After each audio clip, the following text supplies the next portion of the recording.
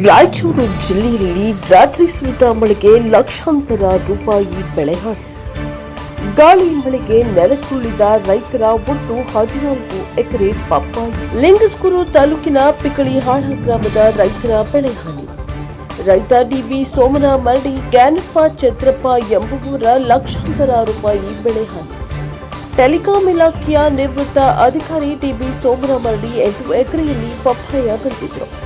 ಬೆಳೆ ಕೈ ಸೇರುವುದರೊಳಗೆ ಜೋರು ಗಾಳಿ ಮಳೆಗೆ ಸಂಪೂರ್ಣ ಹಾನಿಯಾಗಿದೆ. ರೈತರಾದ ಗ್ಯಾನಪ್ಪ ಛತ್ರಪ್ಪ ಎಂಬುವರ ಒಟ್ಟು 6 ಎಕರೆ ಬೆಳೆ ಹಾನಿ. ಜಮೀನುಗಳಲ್ಲಿನ ವಿದ್ಯುತ್ ಕಂಬಗಳು ಧರೆಗುರುಳಿ ವಿದ್ಯುತ್ ವ್ಯತ್ಯಯ. ಸೇರವಾರ ಪಟ್ಟಣದ ಮುಖ್ಯ ರಸ್ತೆಯಲ್ಲಿ ಧರೆಗುರುಳಿದ ಮರ. ಜೋರು ಗಾಳಿ ಮಳೆಗೆ ಉರುಳಿ ಬಿದ್ದ ಮರ ಕೆಲಕಾಲ ರಸ್ತೆ ಸಂಚಾರ ಅಸ್ತವ್ಯಸ್ತ.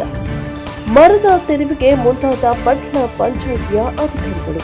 Bureau report Manjunath Kumbar, NKS TV4 Raichur.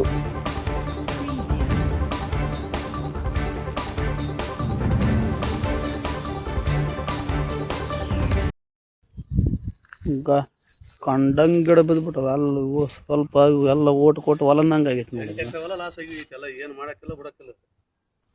Total vote 8 ಎಕರೆ ಐತಲ್ಲ. 50-60 kg ಕಾಯಿ ಐತೆ. ಮ್ಯಾಗ ಐತಿ, ಇನ್ನು ವರ್ತ ಕಡಿಮೆ ಅಲ್ಲ ಅದು. ಏನು ಮಾಡಕ್ಕಿಲ್ಲಂಗೆ ಐತದೆ. ರೈತ